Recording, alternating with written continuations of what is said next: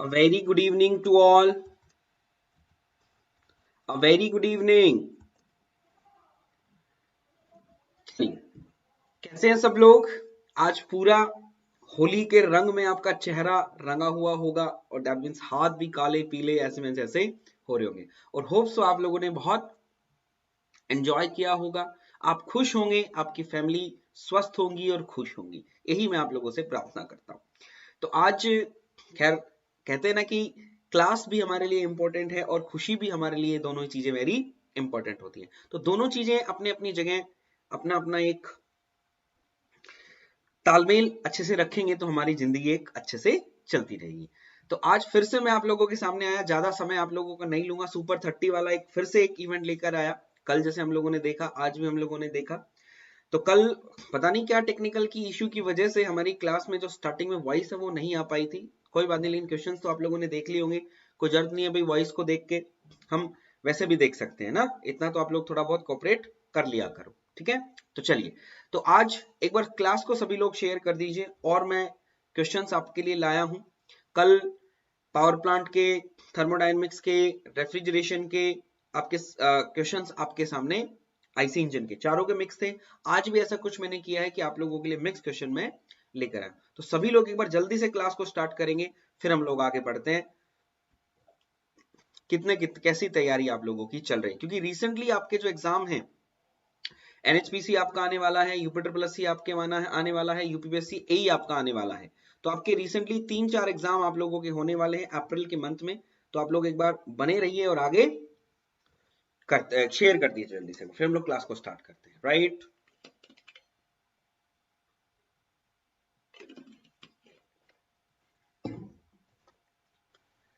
चलिए, ये आपके सामने है पहला क्वेश्चन।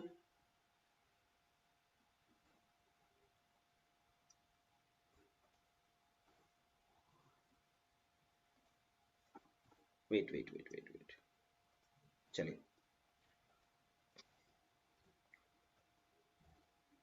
पहला क्वेश्चन देखते हैं बेटा, कितने लोग बना सकते हैं। पढ़े पढ़िए ध्यान से।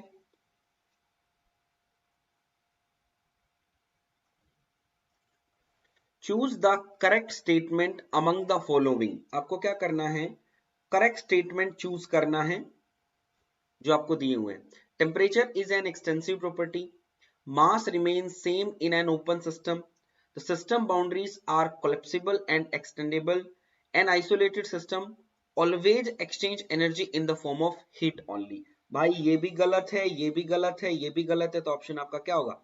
The system boundary all are collapsible and extendable. ठीक है, मास रिमेन सेम नहीं होता है, मास चेंज करता रहता है। Temperature is an extensive property, temperature in an intensive property, और आइसोलेटेड सिस्टम के अंदर ना तो मास ट्रांसफर होता ना ही एनर्जी ट्रांसफर होती। चलिए move to the next, second question आप लोगों का।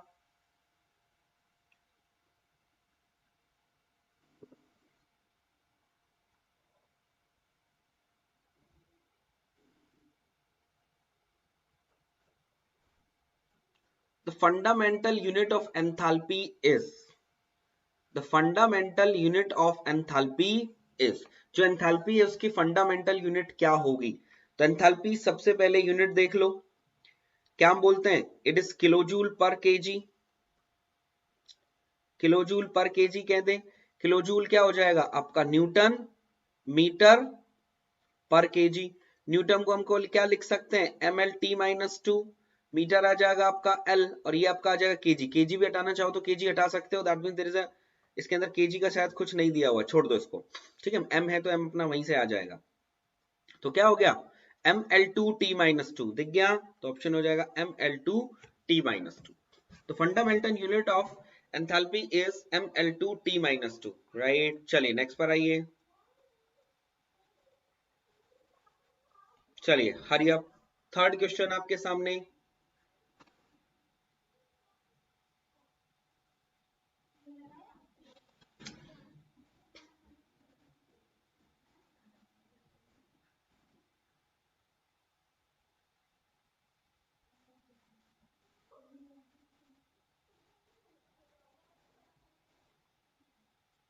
In journal compression process, 2 kilojoule of mechanical work is supplied to 4 kg of fluid and 800 joule of heat is rejected. 800 joule of heat is rejected to the cooling jacket. The change in specific internal energy would be. ठीक है, सीधा सीधा है बेटा, first law of thermodynamics की ये बात कर रहा है. तो dq is equals to du plus में डेल w की बात करें. सबसे पहले तो क्या कर रहा है, 800 joule of heat is rejected. 800 joule of heat is rejected. Rejected का मतलब नेगेटिव, तो 800 जूल यहां लिखो. सबसे पहले du आपको फाइंड आउट निकालना है, क्या है, जूल पर केजी निकालना है. तो यहाँ क्या करोगे, ये जूल है, पर केजी आप निकालोगे तो इसको 2 से डिवाइड कर दो. सबसे नहीं, 2 से नहीं, 4 से डिवाइड कर दो सबसे पहले तो.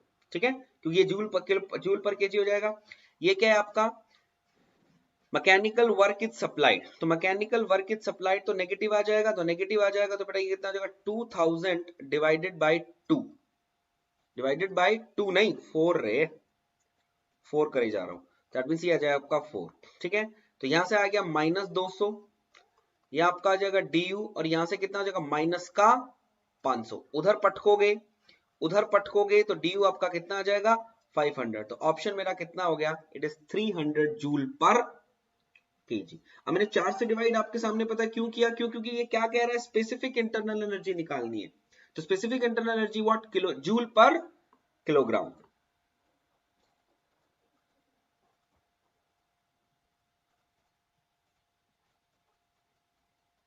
पूरा नहीं आ पाएगा, कोई बात नहीं. चलिए नेक्स्ट पर आइए.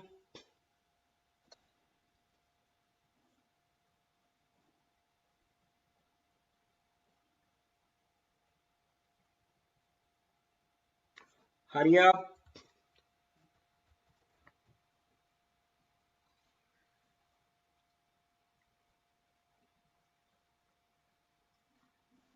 The experimental data obtained from a constant volume gas thermometer is shown in the figure below. The value of L in degree Celsius. इसकी पूछ रहा है कि इसकी वैल्यू डिग्री सेल्सियस के अंदर क्या होगी, बताइएगा जरा कितनी होगी. 273.15, 1 माइनस 100 एंड माइनस 273.15. अभी हमने बात करा क्या, तो ऑप्शन क्या हो जाएगा, option is this, minus 273.15.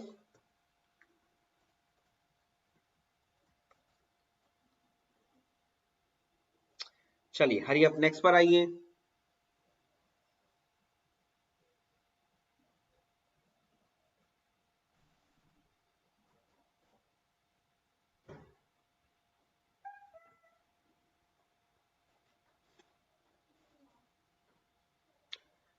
Work done, thermal equilibrium, internal energy, no work and heat interaction. List 2 में आपको दिया point function, path function, isolated system and the equality of temperature. देखते हैं. चलिए, तो सबसे पहले तो हम बात करें इक्वलिटी ऑफ टेम्परेचर, बी आपका हो जाएगा 4, राइट. ठीक है, अब हम बात करें no work and no heat interaction. ठीक है, इंटरनल एनर्जी क्या हो जाएगा आपका, पॉइंट फंक्शन 4-1, देखो कहां पर है 4-1. वर्क डन आपका क्या हो जाएगा, फास्ट फंक्शन 2-4-1, देखो कहां पर है 2-4-1 आपका आगरा हो जाएगा. तो ये आपका ऑप्शन हो जाएगा. Got it.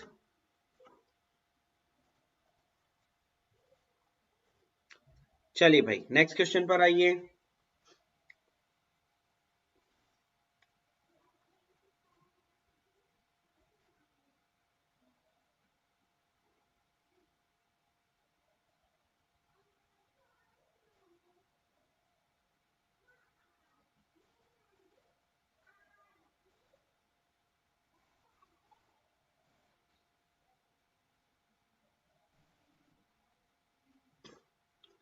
Which one of the following substance has constant specific heat at all pressure and temperature? कौन सा सब्सटेंस इसके अंदर कांस्टेंट स्पेसिफिक हीट रखता है, मोनोएटॉमिक, डायएटॉमिक, ट्राइएटॉमिक एंड पॉलीएटॉमिक. तो बेटा क्या है, मोनोएटॉमिक. तो मोनोएटॉमिक की जो सीपी एंड सीवी है वो सेम रहती है. This does not change with respect to temperature, याद रखिएगा. चलिए नेक्स्ट पर आएंगे बेटा. पढ़िएगा ध्यान से। ये आपका 8th क्वेश्चन है। अभी हमारे पास 22 क्वेश्चंस बाकी हैं। सभी लोग पार्टिसिपेट करते जाइए।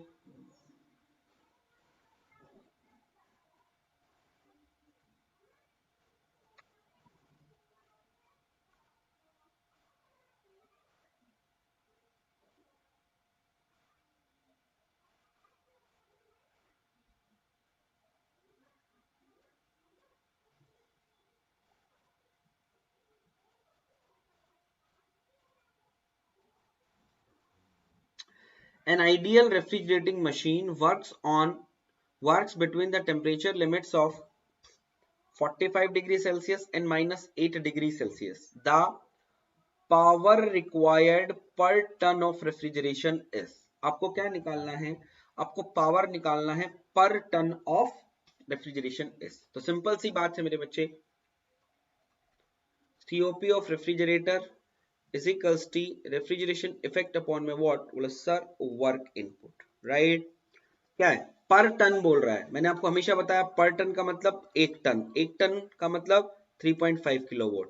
आपको पावर निकालना है, पावर निकालना है, यही आपको फाइंड आउट करना है, वर्क इनपुट। अब इस सीओपी को हम लोग, आइडियल रेफ्रिजरेटिंग मशीन है तो हम लोग लिख सकते हैं टीएल अपॉन में टीएच माइनस में टीएल लिख सकते हैं, डेफिनेटली लिख सकते हैं। तो टीएल अपॉन में टीएच माइनस में टीएल, तो भाई टीएल कितना है यहां कर लो, टीएल कितना आ जाएगा -8, तो मैं लिख दूं इट इज 265, यही ना, बिल्कुल। और नीचे जोड़ दो 8 5 13, तो कितना हो जाएगा 53। यह आ गया 3.5 अपॉन में वर्क इनपुट, ठीक है। तो यहां से कितना हो जाएगा, 5 से डिवाइड कर दो, 5 पे जाएगा, 5 दिए 15, 5 5 25 26। यहाँ पे जब वर्क इनपुट आप लेकर आओगे तो 3.5 को 5 से डिवाइड करोगे तो बेटा आपका 0.7 आ जाएगा। तो ऑप्शन मेरा कितना आना चाहिए, 0.07 किलो वॉट, राइट। सिंपल सा क्वेश्चन मेरे बच्चा, देखते हैं शायद पूरा आ जाना चाहिए, आ जाएगा। ओह पूरा आ रहा है, चलो पढ़ो। अच्छा क्वेश्चन है, रीड इट। अच्छा क्वेश्चन है बेटा, रीड इट, रीड इट बेटा, read it.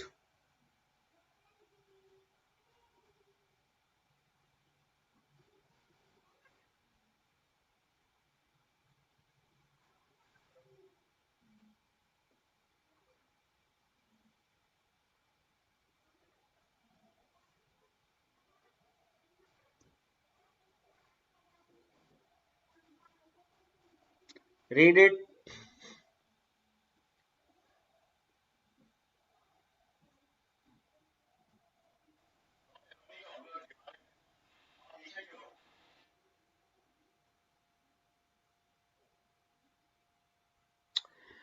Consider the following statement regarding cycles. Consider the following statement regarding cycle. Stirling cycle consists of 2 isothermal, 2 adiabatic. Stirling cycle के अंदर ऐसा होता है 2 adiabatic, बिल्कुल गलत, 2 isothermal, 2 isothermal, 2 adiabatic, 2 constant volume होते हैं। In a vapor compression cycle, the refrigerant is in form of the dry saturated vapor before entering to the compressor. बिल्कुल ठीक है। Diesel cycle consist of 1 constant pressure, 1 constant volume and 2 isentropic. बिल्कुल ठीक है। तो कौन सा करेक्ट हो जाएगा आपका, डी इज करेक्ट। कौन सा करेक्ट हो जाएगा बेटा आपका, डी इज करेक्ट। तो D is the correct answer, क्योंकि आप लोगों को पता है स्टिलिंग साइकिल जो है, स्टिलिंग के अंदर जो आपकी स्टिलिंग साइकिल है, स्टिलिंग साइकिल के अंदर आपकी 2 आइसोथर्मल बेटा और 2 आपके आइसोकोरिक प्रोसेस होती है, याद रखिएगा। कौन सी होती है, आइसोकोरिक। चलिए नेक्स्ट पर आइए, हरी अप, चलिए फास्ट।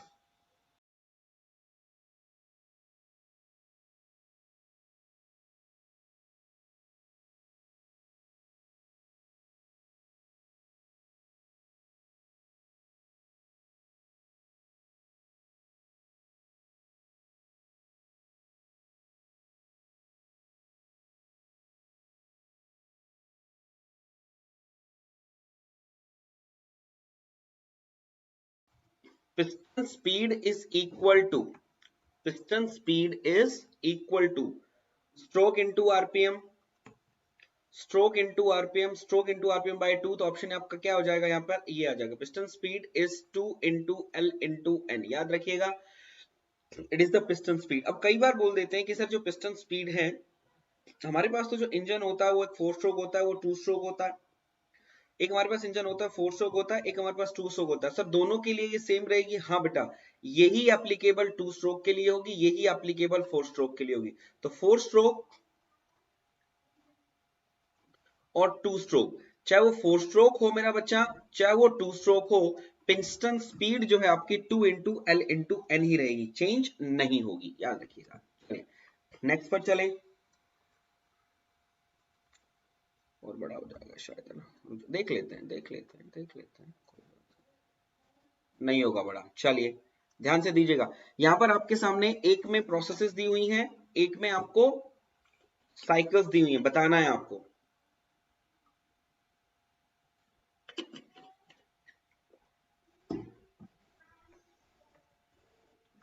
शाबाश।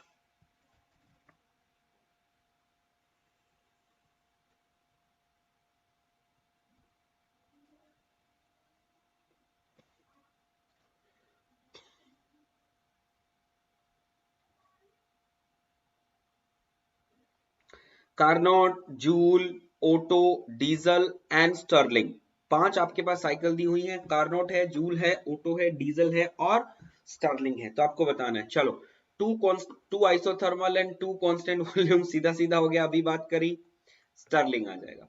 2 आइसेंट्रोपिक 2 कांस्टेंट वॉल्यूम क्या हो जाएगा, ओटो हो जाएगा।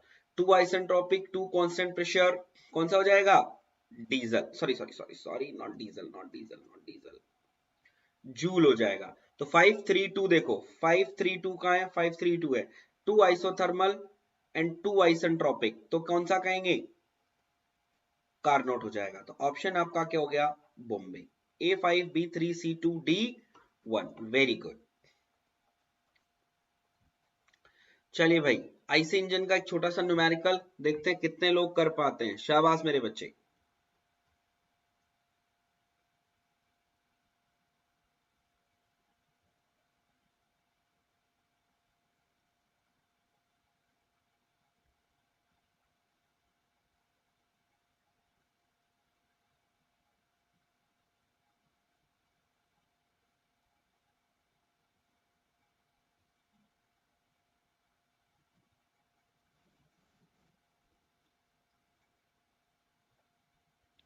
If the compression ratio of an engine working on Otto cycle is increased 5 to 7, then the percentage increase in efficiency will be, then the percentage increase in efficiency will be 5 to 7 का percentage increase efficiency क्या होगी। तो बेटा हम लोगों को पता है, अगर मेरा R1 कंप्रेशन रेशियो R1 मेरा 5 है, तो मेरी एफिशिएंसी बेटा कितनी आ जाएगी, it would be I think 47।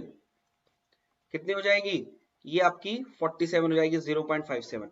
और अगर मेरा बेटा R2 मेरा 7 है, तो 47, 47 4 51, 51 और 3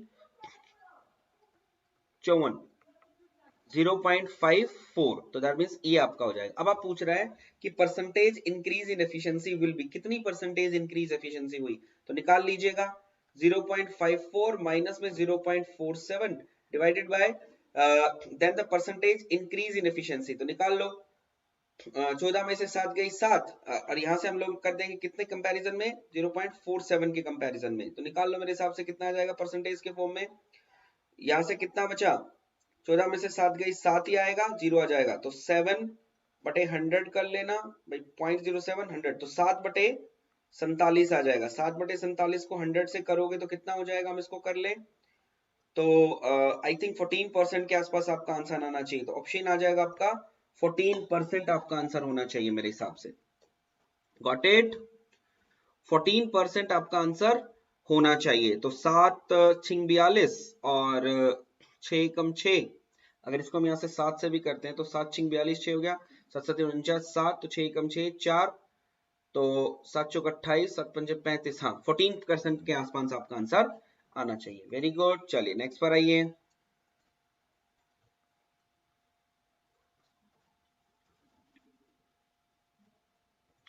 शाबाश मेरे बच्चा।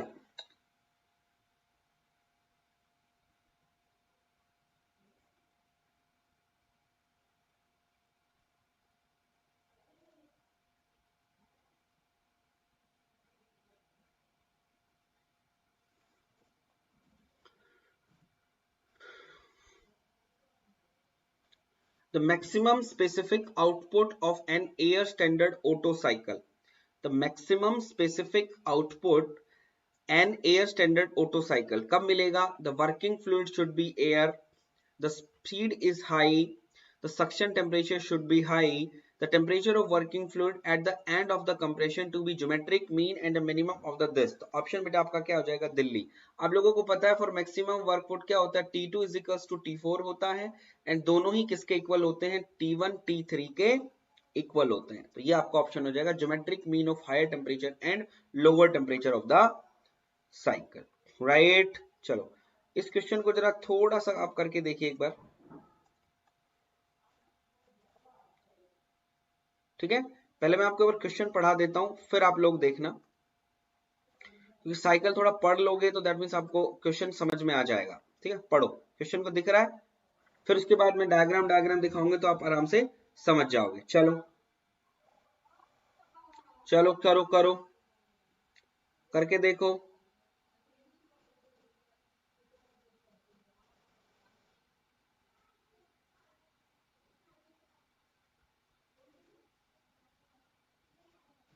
चलिए क्या कहता, विच of the following graph represent the diesel cycle का पीवी स्केल कौन सा है? क्या कह रहा है? डीजल साइकिल का पीवी स्केल आपसे पूछ रहा है। डीजल साइकिल का पीवी स्केल आपसे पूछ रहा है, तो देखो बेटा पीवी स्केल डीजल साइकिल का कौन सा होगा? डीजल साइकिल का पीवी स्केल कौन सा होगा? तो बोला सर ऑप्शन पहला ही करेक्ट हो जाएगा। ये क्या है? डीजल साइकिल का पीवी स्केल, ठीक है, ऑप्शन इज करेक्ट। अच्छा ये पूछ लिया जाए तो, चलो कलर चेंज कर लेते हैं, ये पूछ लिया जाए ये क्या होगा, और ये पूछ लिया जाए तो ये क्या होगा? तो बेटा ये तो आपका है ड्यूअल साइकिल पीवी डायग्राम, और ये आपका है ओटो साइकिल का पीवी डायग्राम, ठीक, याद रखिएगा। चलिए नेक्स्ट पर आइए, हरिए फास्ट। शाबाश मेरे बच्चे शाबाश, read the question carefully.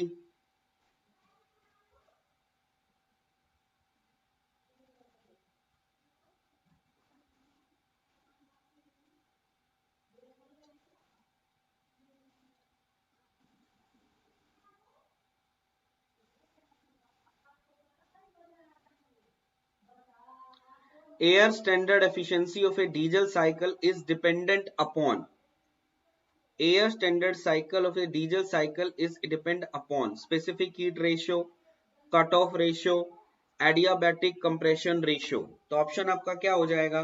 Efficiency diesel cycle की लिख देता हूं, each and every point clear आपको हो जाएगा, ठीक है। गामा की पावर दिस डिवाइडेड अपॉन में आर की पावर गामा -1 इंटू व्हाट? बोला सर ये -1 इंटू व्हाट? गामा। देखो स्पेसिफिक हीट रेशियो बिल्कुल ठीक है, कट ऑफ रेशियो बिल्कुल ठीक है, एडियाबैटिक कंप्रेशन रेशियो बिल्कुल ठीक है, तो ऑप्शन आपका क्या हो जाएगा? दिल्ली। तीनों पे तो डिपेंड कर रहा है, क्या कर रहा है भाई? तीनों पे डिपेंड कर रहा है। चलो नेक्स्ट पर आओ,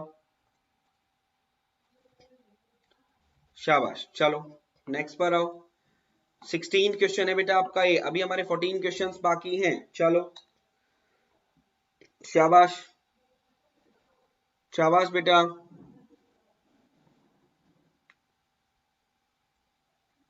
हरी आप।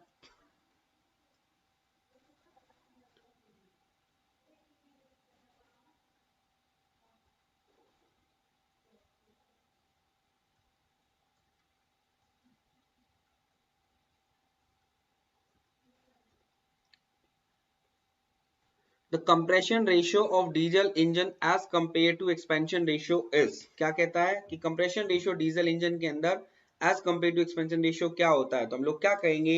हाई होता है। क्या होता है? हाई होता है। देख लो डायग्राम आपको बना के दिखाऊं तो पीवी डायग्राम बना दूं,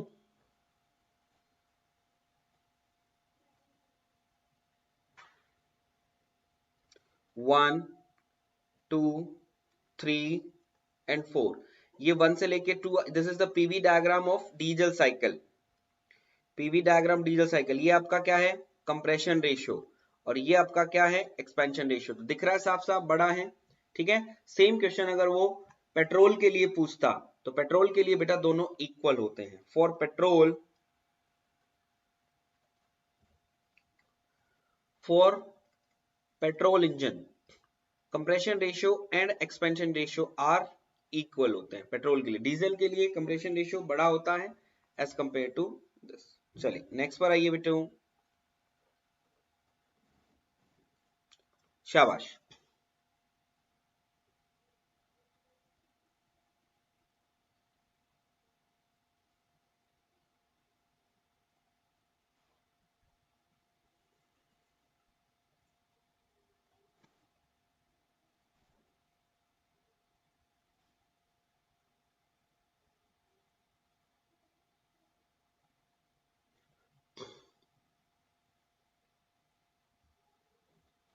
एक इक्वेशन दी हुई है आपके पास, D Q equals to D plus में डेल डब्ल्यू। तो आपको बताना है which one of the following statement holds good for the equation. ये इसके लिए कौन सा ट्रू है। पहला, any process undergo by a close stationary system. Next, any process reversible and irreversible and for any system. A closed system, when when only pdb work is present, only reversible process। भाई only reversible के लिए तो applicable नहीं है, दो में से ये भी नहीं होगा। any process undergo a closed stationary system, ठीक है। any process reversible and irreversible for any system, ये भी गलत है। तो ऑप्शन आपका क्या हो जाएगा, आगरा हो जाएगा। ये वाली सिस्टम, ये वाली इक्वेशन बेटा हम किसके लिए यूज करते हैं, क्लोज सिस्टम, ठीक है। सिस्टम मेरा कैसा होगा, क्लोज सिस्टम होगा। और प्रोसेस बेटा हम लोग क्या कहेंगे, एनी प्रोसेस। क्या कहेंगे बेटा, एनी प्रोसेस। तो एनी प्रोसेस अंडरगो ए क्लोज स्टेशनरी सिस्टम, राइट। चलिए आगे,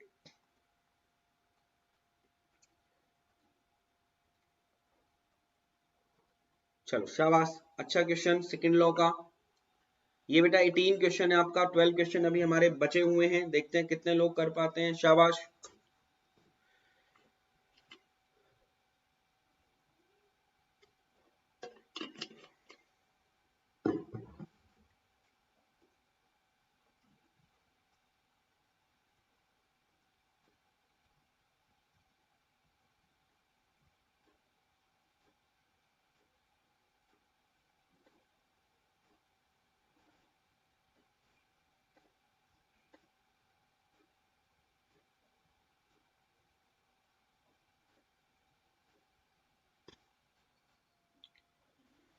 Three engine A, B and C operating on Carnot cycle respectively।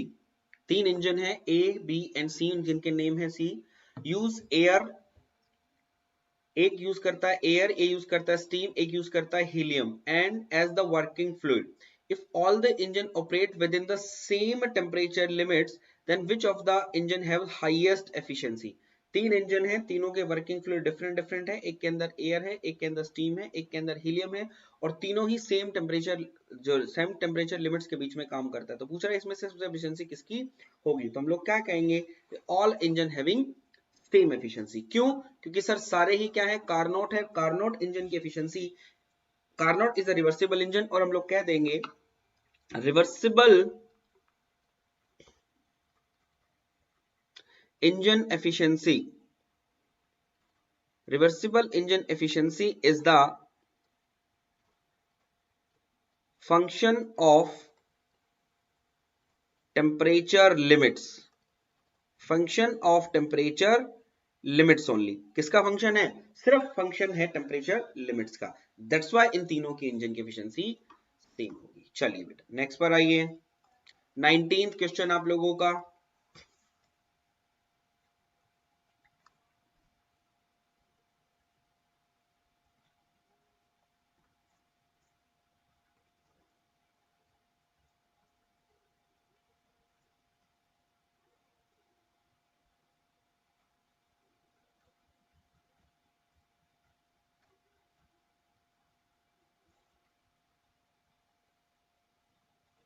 Diesel fuel compare to petrol is, जो डीजल फ्यूल है compare to petrol is less difficult to ignite, just about same difficult to ignite, more difficult to ignite and highly ignitable। तो option होगा बेटा what, it is more difficult to ignite. क्यों? क्योंकि बेटा diesel जो है वो आपका क्या होता है, नॉन वॉलेटाइल होता है, नॉट वॉलेटाइल होता है। और वॉलेटाइल का मतलब क्या होता है, वॉलेटाइल का मतलब होता है जो इजीली कन्वर्ट हो जाता है वेपर फॉर्म में। वॉलेटाइल लिक्विड्स हम उनको बोलते हैं जो क्या होता है, इजीली कन्वर्ट हो जाते हैं किसके अंदर, वेपर फॉर्म में, उनको वॉलेटाइल बोलते हैं। तो आप लोग भी जानते हो बेटा जो भी हमारा फ्यूल है किस फॉर्म में बर्न होता है, it is burn in vapour form. तो वेपर फॉर्म में बर्न होगा तो जल्दी से जो वेपर में ही डिफिकल्ट लगेगा तो वो डिफिकल्ट ही इग्नाइट होगा। अब मैंने पेट्रोल को क्यों नहीं बोला कि भाई पेट्रोल दैट मींस इग्नाइट, तो अगर पेट्रोल को आप रख के देखो अपने हाथ पे इजीली वेपराइज हो जाएगा, लेकिन ये क्या है, डिफिकल्ट होता है वेपराइज होने में, that's why it is more difficult to ignite as compare to petrol. ऐसा नहीं है जलता नहीं है, जलता है, डीजल की गाड़ियां चल रही हैं, लेकिन उसके कंपैरिजन में क्या है भाई ये वो करेगा। चलिए नेक्स्ट पर आइए, it is I think 20th question, very good, बिल्कुल सही है। 10 क्वेश्चन और बचे हमारे, सुपर 30 वाला काम कल चल रहा है, हरी अप बेटा, शाबाश।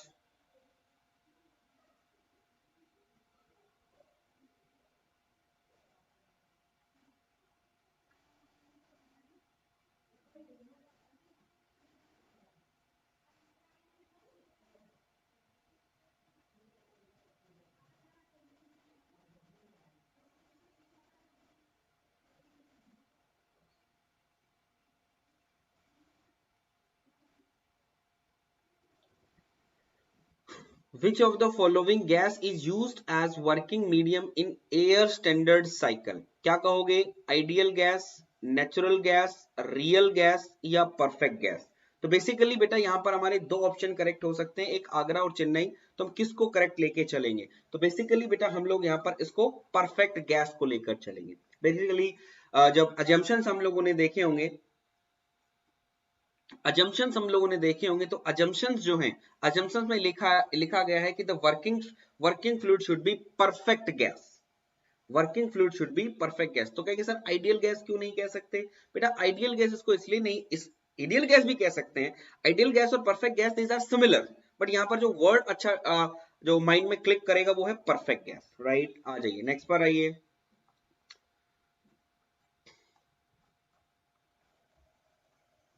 Next question,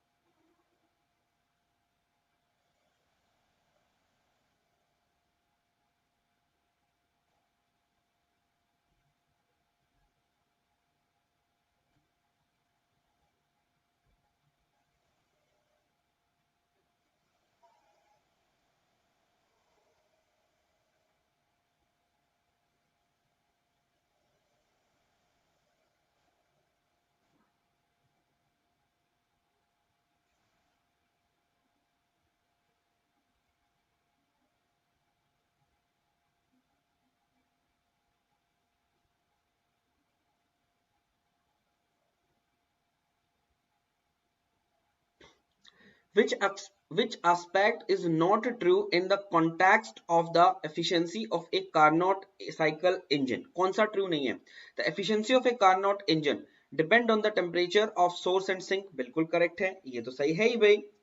It's is always less than 100%, बिल्कुल ठीक है। It is same for all reversible engine working between the same temperature limits, बिल्कुल ठीक है।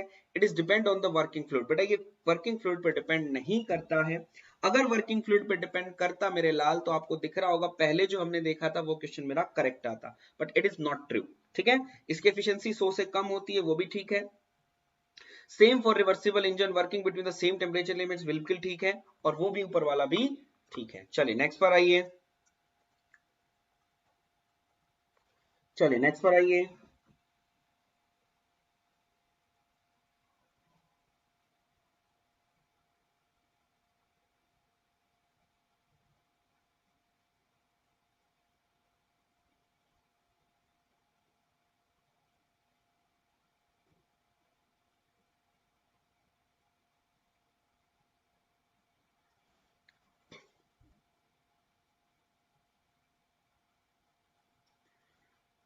The efficiency of a thermodynamic cycle cannot be infinite since it efficiency of a thermodynamic cycle cannot be infinite.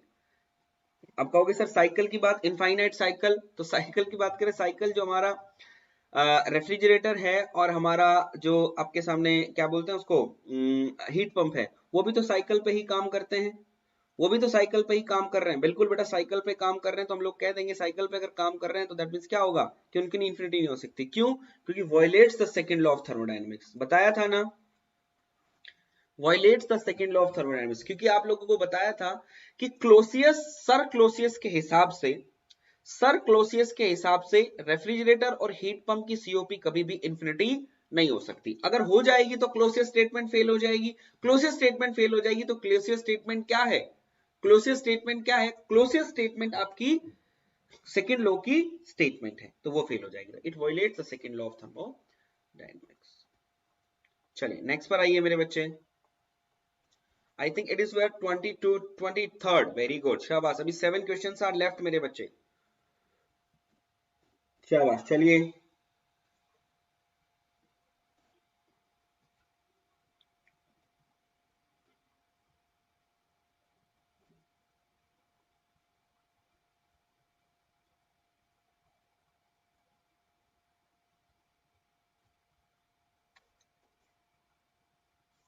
what will be the effect on thermal efficiency of a diesel cycle? thermal efficiency पूछ रहा है diesel Aizawl की, diesel engine की। if the compression ratio is fixed, आप लोग क्या करें, if the compression ratio is fixed, compression ratio को फिक्स रखो और कट ऑफ रेशियो को इंक्रीज कर दो, तो क्या होगा, बोले सर एफिशिएंसी क्या करेगी मेरी, डिक्रीज करेगी। सेम क्वेश्चन पूछ सकता है कि if the compression ratio is fixed, compression ratio आपने फिक्स रख दिया, कंप्रेशन रेशियो आपने फिक्स रखा और आपसे क्या कह रहा है कि भाई कट ऑफ रेशियो इंक्रीज करोगे तो एफिशिएंसी डिक्रीज करेगी, और कट ऑफ रेशियो डिक्रीज करोगे तो एफिशिएंसी बेटा इंक्रीज करेगी, तो एफिशिएंसी आपकी क्या हो जाएगी, आठ। चलिए भाई, अच्छा क्वेश्चन है, इसके अंदर हम तीनों क्वेश्चंस को देख सकते हैं, तीनों क्वेश्चंस हम लोग यहां पर देखकर चलेंगे। चलिए हरी आप,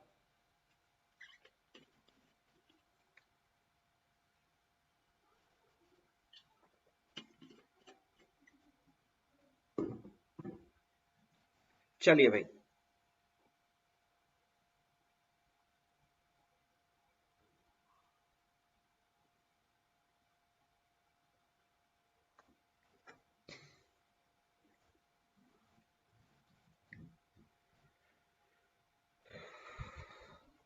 शाबाश शाबाश। which denoted path which denoted path is following by the dual cycle अभी तो करके आए थे।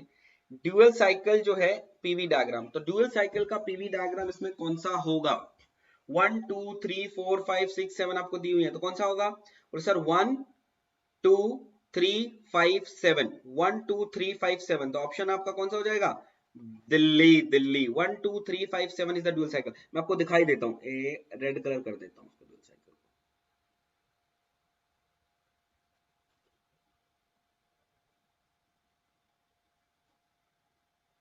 ड्यूअल साइकिल को रेड कलर कर देता हूं, अब फिर आपको कंफर्म हो जाएगा ये ड्यूअल साइकिल है। तो जो ड्यूअल साइकिल है बेटा, ये आपकी ड्यूअल साइकिल होगी। चलो अब थोड़ा सा वेरिएशन कर लें इसके अंदर। अब जाओ, अच्छा आगरा जो है आपके पास, जो आगरा है, आगरा कौन सी साइकिल होगी बताने जरा, आगरा जो है, आगरा आपकी कौन सी साइकिल होगी, यानी 1 2 4 7 1, बोलो, बोलो जरा। और सेम चीज अगर मुझसे पूछ ले 1 2 6 7 1, 1 2 6 7 1 कौन सी होगी, बोलो, बोलो, बोलो सर ये तो हो जाएगी आपकी डीजल, होने लग गया यार, ये पता नहीं क्या बात है इसको।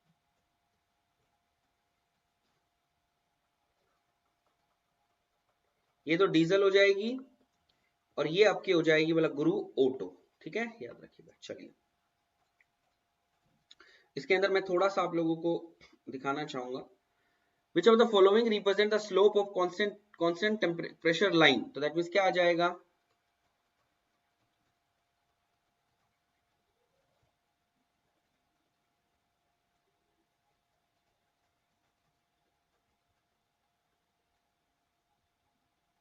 इसको आगरा बोल देना, इसको बॉम्बे बोल देना, इसको चेन्नई बोल देना।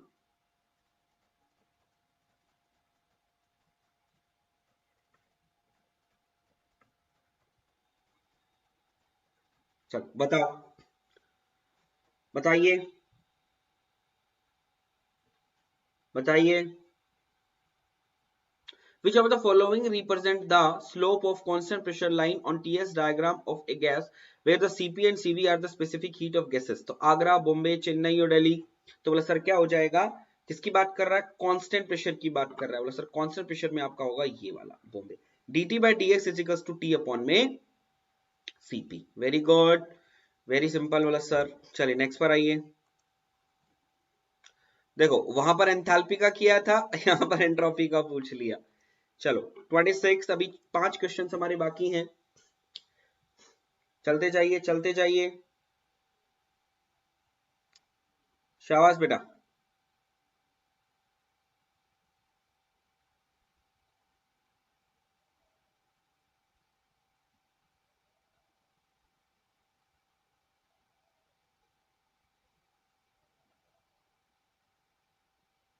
चलो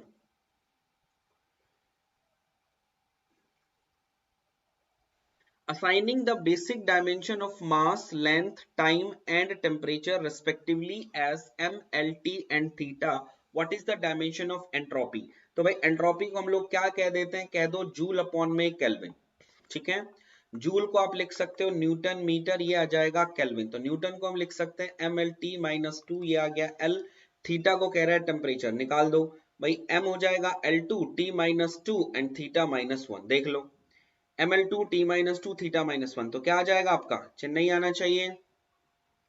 बोलो, चाहिए चेन्नई आना चाहिए। बोलो सर डेफिनेटली चेन्नई आना चाहिए और चेन्नई ही इसका आंसर है। चलिए नेक्स्ट पर आइए 27। चलिए बेटा 27 इज द 27 का देखते हैं, 27 का कौन सा आंसर आप करेक्ट करेंगे।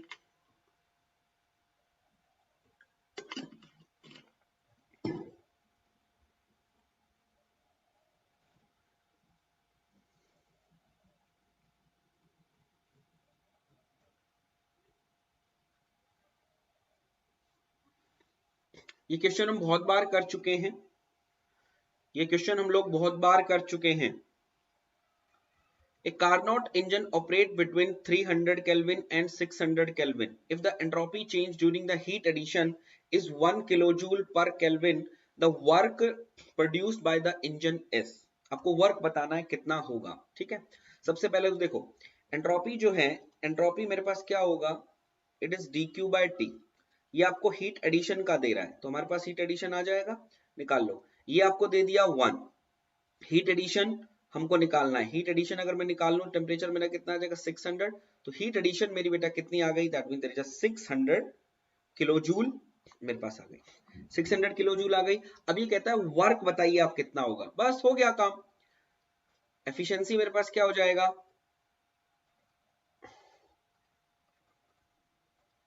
इज 1 माइनस टीएल अपॉन में टीएच, राइट। यहां हम लिख देंगे डब्ल्यू नेट, यहां हम लिख देंगे हीट सप्लाई। तो कितना आ गया, ये यहाँ करोगे 300, यहाँ करोगे 3600, लो कर ही देता हूँ। ये आपका आ जाएगा W नेट और ये आपका हो गया हीट सप्लाई। तो ये कितना आ गया 0.5, हीट सप्लाई मल्टीप्लाई कर दो 60, तो कितना आ जाएगा 300। तो वर्क आउटपुट कितना आ जाएगा आपका 300 वर्क आ जाएगा। कितना आ जाएगा बेटा, वर्क 300 आ जाएगा। चलिए नेक्स्ट क्वेश्चन पर आइए। शाबाश, is the 28th, very good, शाबाश। 28th क्वेश्चन है आपका, शाबाश शाबाश शाबाश।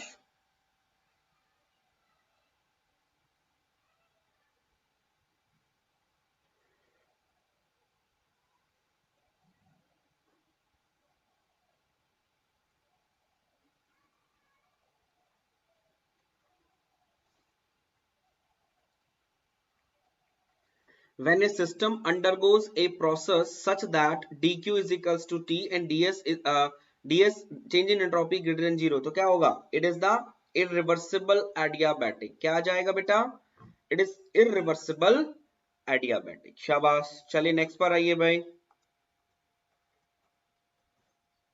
शाबाश। This is your second last बेटा, this is your second last question.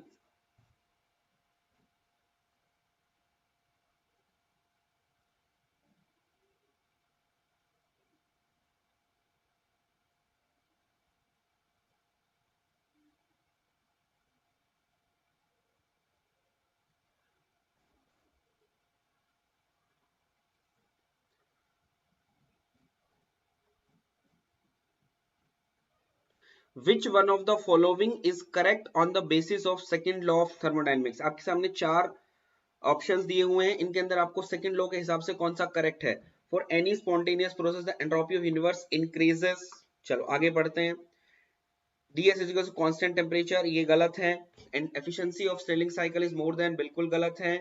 ये आपका बिल्कुल गलत है, तो ऑप्शन आपका क्या हो जाएगा, Agra. For any spontaneous process entropy of the universe क्या करती है, इंक्रीज करती है। देखा था ना हम लोगों ने कि ds universe is greater than equals to zero. Equal है तो रिवर्सिबल होगा और ग्रेटर देन है तो इरिवर्सिबल होगा। और हमारे यूनिवर्स के अंदर प्रोसेस कैसी है, इरिवर्सिबल है। तो डे बाय डे हमारे यूनिवर्स की एंट्रोपी क्या करती जा रही है, इंक्रीज करते जा रही है। तो इसके अंदर ऑप्शन आपका क्या हो जाएगा, ए करेक्ट हो जाएगा। चलो लास्ट क्वेश्चन हम लोग करेंगे, सॉरी आई थिंक शायद ये 30th लास्ट है ना, बिल्कुल ठीक है।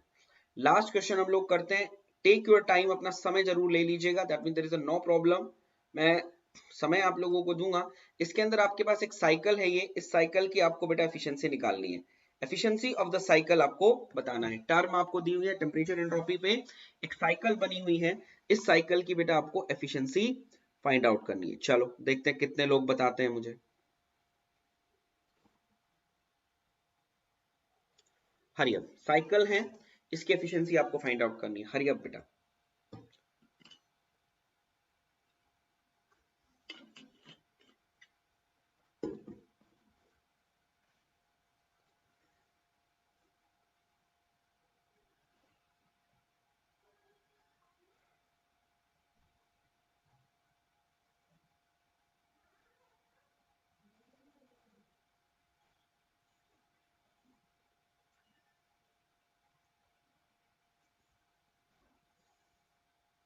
Take your time.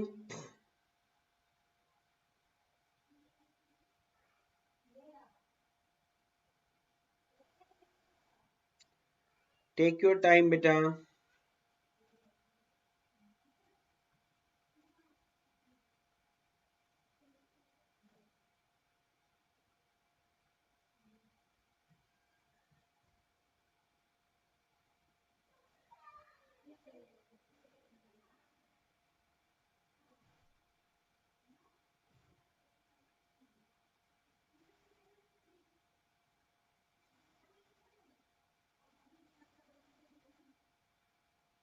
चलिए, तो क्या कह रहा है ये कि भाई इसके अंदर हम लोगों को एफिशिएंसी निकालनी है। तो सबसे पहले एक एफिशिएंसी है, तो हम लोग क्या कह देंगे, it is W net over heat supply, right. W net आपको पता है, किसी भी साइकिल का अगर मुझे डब्ल्यू नेट निकालना तो मैं क्या निकालूंगा, area of the close region. ये अंदर वाला एरिया आप निकाल दोगे तो वर्क डन आपका आ जाएगा। सर डेफिनेटली मेरा वर्क डन आ जाएगा। तो मैं सबसे पहले वर्क डन निकालूं तो क्या है, एक ट्रायंगल है, ट्रायंगल है तो क्या आ जाएगा, half into base into height. Base कितना है 4 और हाइट कितनी है 400, यही करोगे तो ये आपका आ जाएगा ये, ठीक है। अब हीट सप्लाई की बात करते हैं। हीट सप्लाई बेटा आप कैसे निकालते हो, हीट सप्लाई हम निकालेंगे ड्यूरिंग हीट सप्लाई जब भी हम करते हैं तो हमारी एंट्रोपी इंक्रीज करती है। तो देखो, तो यहां से अगर मैं इसको 1 बोलूं, ये मैं 2 बोलूं, ये 3 बोलूं, तो 1 से लेके 2 जा रहे हो एंट्रोपी इंक्रीज कर रही है, 2 से 3 आ रहे हो एंट्रोपी इंक्रीज कर रही है। तो बेटा ये पूरा एरिया, इन दोनों प्रोसेस को क्या करो, इनको निकाल दो, इस पूरे एरिया को निकाल दो, हीट सप्लाई आ जाएगी। तो इसके अंदर दो है बेटा, एक तो आपका एरिया हो गया ट्रायंगल वाला एरिया, और एक आपका एरिया हो जाएगा मेरा बेटा ये रेक्टेंगल वाला। तो क्या आ जाएगा, यहां कर लो जमा, प्लस प्लस 300 गुना वॉट 4, तो बेटा ऊपर आ जाएगा आपके पास कितना 2, ये आया 2, तो कितना हो जाएगा 800, और नीचे आपके पास हो जाएगा 800 प्लस में 1200, तो ये आ गया 800 बेटा अपॉन में 2000। तो इसको 100% से 1000 से करोगे तो कितना आ जाएगा, दैट मींस 40%। ऑप्शन बेटा कितना आना चाहिए आपका, 40% इज द एफिशिएंसी। एफिशिएंसी आपकी क्या आनी चाहिए बेटा? It is 40% is the efficiency. क्या आएगी ला? 40% इज द एफिशिएंसी। तो आई होप सो मेरा बेटा आप लोगों ने क्लास को एंजॉय किया होगा। तो थैंक यू सो मच आज के लिए। Happy Holi once again. खुश रहो, आबाद रहो,